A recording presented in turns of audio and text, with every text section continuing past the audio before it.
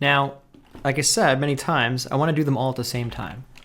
So drop a ROP network, meaning a render operator, which doesn't mean an image necessarily. We can render out geometry too. So put a ROP net in here, and we know we've got these file caches in here, of course. And inside of the file cache is the actual ROP geometry output, the actual node that's really saving this thing to disk. When we click on Save the Disk, it's actually clicking Save the Disk on this node. So all that is to say, over here, if we put a fetch down, and if I copy this node, Control C, and I paste it here, we can see that we have it. Now, as we have seen many times now, we want to name this thing. So concrete wall big, and we want to replace that with that. We can make sure that it still works by clicking on this. If it's actually highlighting the node, then we did it correctly. If it's wrong, you'll see the node's not highlighted. It'll just be whatever as far as it got was. So in any case, we can see it's pointing to it now. And that's pretty much it for that. So I'm going to go back to our fractures area here. So we got concrete wall big, wall small, wall front, wall column. We don't even need to actually hook these up. You might think that we might want to hook these up to make them dependent on each other. We don't really need to. Oh, it's not wall column. See, that's what I get for talking and doing this at the same time. We can just highlight all of them at once and then click the one render button, is what I was going to say. All right, so there they are. Save it. Now I'm going to go look in our data directory over here. So there it is, instances. Version 0. We did save a couple of them already. For sake of argument, I'm going to delete them. And I'm going to say, right now at piece version 0, let's run them all. So highlight them all, click render, and we can watch them show up. So go under version 0, and we can see these files get made. If all 6 show up, which they did, then it worked. It got through all 6 successfully. Successfully. There we go. Save that. I can do piece version 1 now. Run them again. Now it's going to do twice as many fractures for all of them. If I look in here, we can see them show up. It's going to take longer though.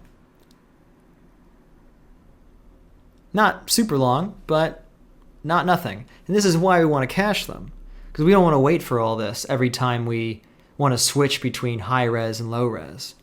I'm going to stop the recording for the high res one, but I think this one's almost done. Just spin my wheels for a moment longer.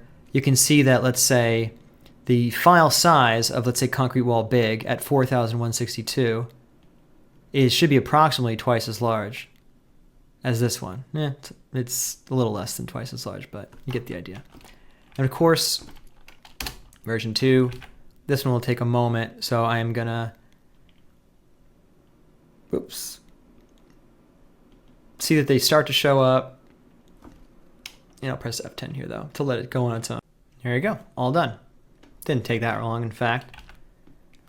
But so there you go. We've cached them all. So let's look what we've got.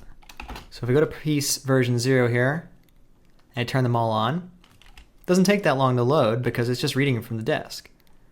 If I go to version 1, we should be able to see a higher res version. And if we go to version 2, it should be even higher res than that. So there's our version 2. We think we might have skipped past 1.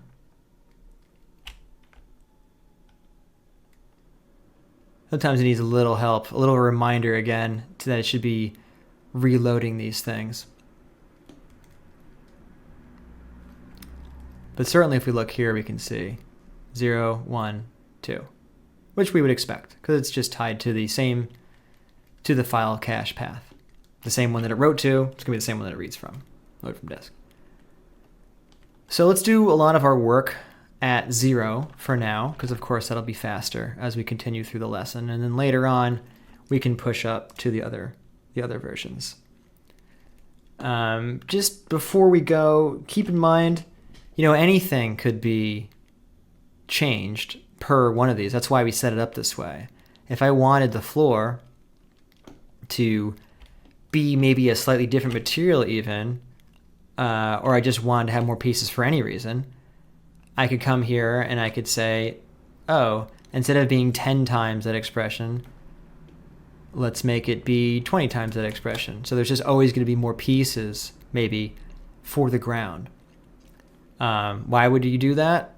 I don't know. Maybe because we think that the ground would have a different shear force or something, or I don't really know. Again, maybe it's just made out of different material. It's made out of marble instead of concrete. Who knows? But it could at least be an interesting way to vary up the size of the pieces, where it always has twice as many pieces as the walls or whatever. So in that case, I could just say, save this new one to disk. Same thing, go to piece version 1. We don't have to do it from that little ROP network we made. We can just do it right here. It won't be any faster or slower.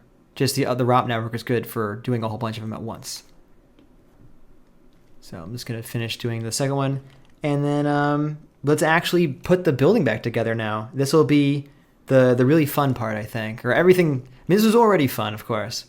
But I really think the rest of the lesson now, as we get into the rebuilding the building out of the fractured pieces, running the sim, doing the constraints, learning about tops, learning about lops, this really good. Now that we've set up all this groundwork, everything else is going to be, like a snowball turning into a avalanche, into a larger snowball. I don't know. Anyway, we're done with that. Let's move on.